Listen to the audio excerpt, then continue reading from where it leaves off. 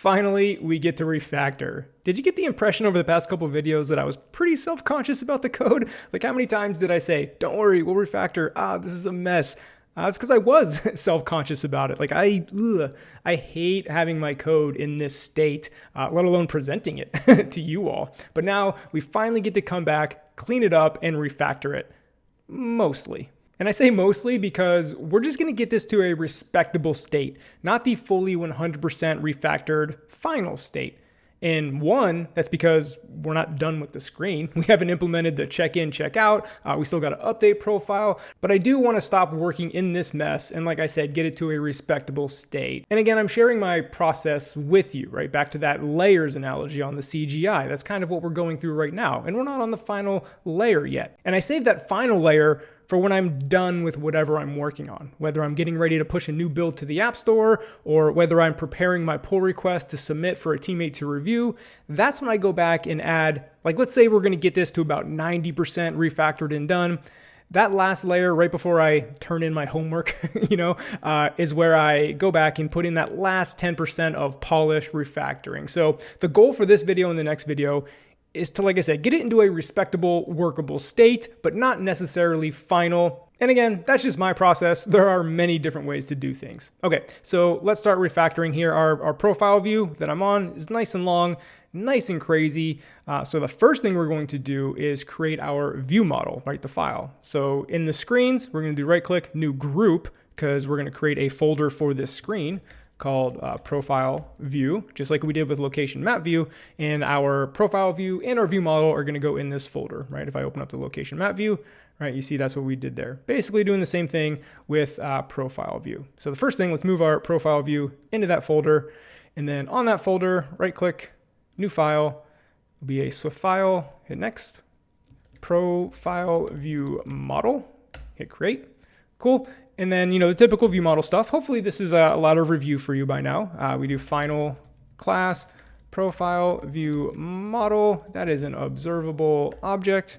And now we need to start bringing some stuff over. And refactoring is really where I miss having my ultra wide. I mean, I still have it, but I don't record my videos on it. Like I put up this picture on Twitter, like having 4 editors side by side for refactor. It's great. Highly recommend an ultra wide for that reason alone. But here we are slumming it on one screen with giant text. So we're going to make do. The first thing I want to do is bring my functions over from the profile view, right? Because in general, again, everything's a rule of thumb, but on your profile view, you really shouldn't have any functions on your view, right? All that work should be done in something like the view model. So I guess while we're here, we'll start with get profile. So I'm going to cut that, go into the view model, paste it. And I like to do it function by function. I mean, you could highlight everything and bring it over, but again, I like to do one thing at a time. Okay, so we need to import CloudKit. I'm gonna need that. ClockKit, I've never heard of that. ClockKit, huh, interesting. I don't know, maybe I'll do a tutorial on that. Never heard of that one, don't even know what that is. Okay, so now that we have CloudKit, cool, we're still missing our variables, right? We're gonna get a bunch of errors during this transfer process, but let's go back to our profile view.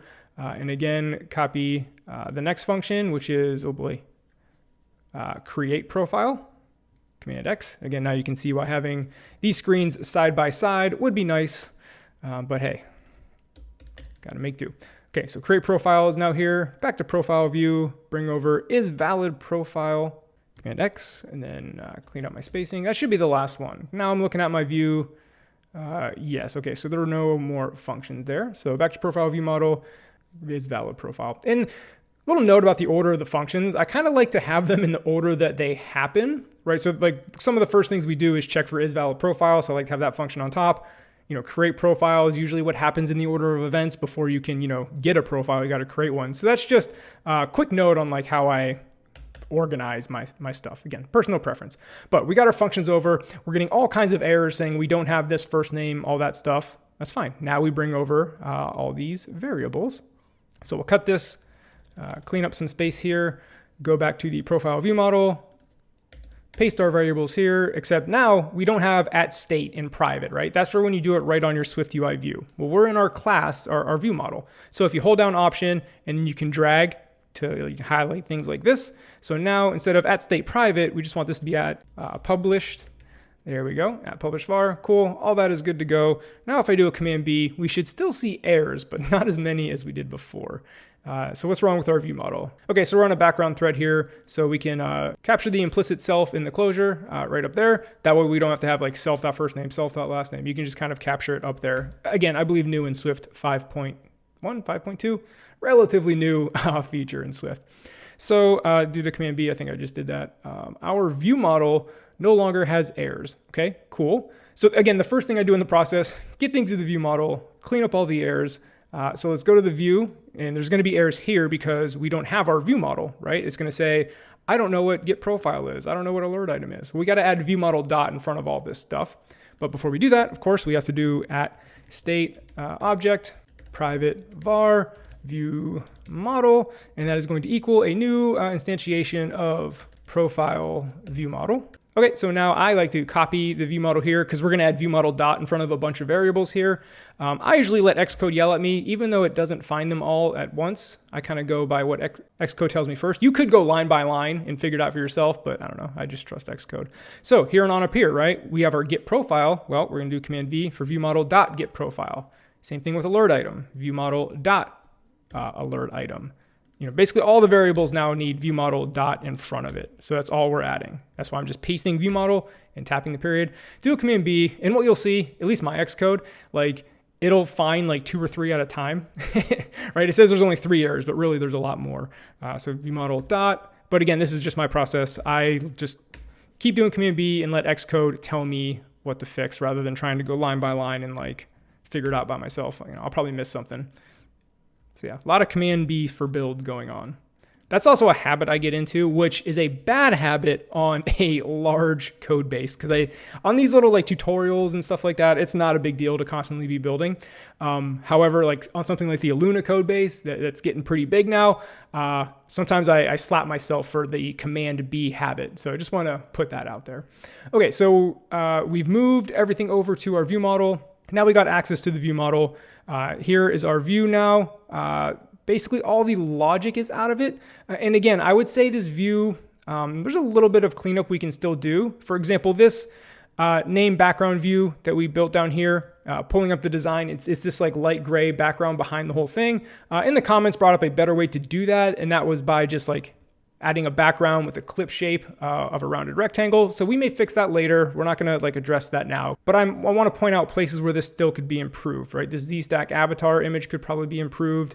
I like to do this just for neatness. So anytime I have like one modifier, if it's relatively short, I think I've said this before, I like to put it on one line just to like clean up the spacing. Because as you know with Swift UI, if you have a pretty complex view, it can get like vertically very long and spaced out. So anything I can do that's little but still readable and clean to save that kind of space, I try to do. Of course, like I mentioned in a few videos ago, you know, you could refactor out this entire V stack, right, and name it something else and pass in these parameters. Like there's a lot of stuff you can do to fix that. I consider that to be that last 10% that I was talking about, right? That last layer of polish. That's when I come back and do that kind of stuff. Again, the goal here in the next 2 videos or so is to clean up our mess and get this into a respectable, workable state. Because as you saw, our profile view was starting to get really out of hand and we weren't even done with the screen yet. So I was like, I can no longer work in this mess. Let's get it respectable. So that's what we're doing here, of course. So now our view isn't too bad. Like I said, you could clean this up into a bio text editor that takes in a binding to the bio. That way you just have another one-liner like this character remain view. That way this is only 2 lines. That's something you can do and we may do later. But again, just trying to get this respectable. I am okay with our view at this point. Again, with the context of this isn't the final polished refactor. Again, phases, layers, all those good analogies. But our view is good. Our view model can be cleaned up a little bit. Here's what we're gonna do in another video, because I'm trying to separate these concerns rather than make one long, hour-long video of refactoring. So we're gonna do one more little thing here, and then we're going to handle all of our CloudKit stuff in the next video, right? We're gonna completely revamp, well, maybe completely revamp is harsh, but we're going to change the structure of our CloudKit manager to handle some stuff, persist some data. Because, like we said, this get user record, we're going to use this a lot. So we want to store that user record somewhere. So we'll talk about that in the next video. But the last thing we'll do here, is refactor out this little piece of work here to create a profile record. And the reason I like to do that kind of stuff is even though I don't even think we're going to reuse this. However, I don't like long functions, right? And of course, we're going to refactor out all this CloudKit stuff, so this won't be as long. But, this function as it stands, which is the messy version, is, 77 to 33, 44 lines of code. That's a bit much.